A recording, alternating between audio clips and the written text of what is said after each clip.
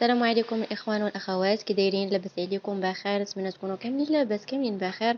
والفيديو ديالي لقاكم بعسى الاحوال ان شاء الله يا ربي. نهار جديد وفيديو جديد. اليوم غادي نشارك معكم واحد السيده كطرز. بديت لكم باللوكاليزاسيون فين كاينه. الناس زاد قاسم كيعرفوا حمام القايد. في هذيك الدروج ديالو كطلعوا نيشان كتلقاوها اون فاس في هذيك الصف ديال اللي كاين تما. صراحه هاد السيده الله يعمرها دار، كتعامل الخدمه ديالها متقونه كيف كتشوفوا معايا. الله حلات باقي الناس ما كيعرفوهاش، فقلت علاش لا ما نصورش فيديو حتى الناس اللي متبعين زعما من صدق قاسم يمشيو عندها، وحتى الا بغاو شي حاجه يمشيو عندها يديو لها غير الطرز اللي بغاو. راه غادي ديروا ليكم نفسه كيف ما بغيتوه. كيف تشوفوا كتخدم قفيطنات كاشط الهم،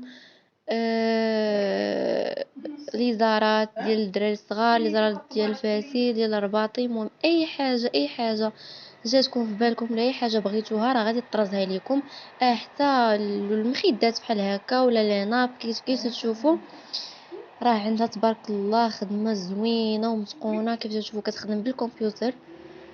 وبالنسبه للطرزه ديو غير الطرزه اللي بغيتو اللي جات على خاطركم ديوها ليها، راه غادي تطرزها لكم كيف ما بغيتوها، ولا تقدر كاع تكون احسن من اللي كنتو شفتوها. لا ماشي ضروري انا نعرفش المنطق غتفاهمي معاه باش ما تطلعيش تهبطي.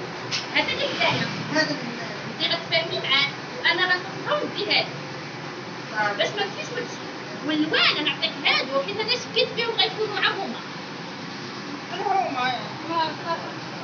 دابا ملي لقيتي هذا السن ما حطيتش الوان غادي ندير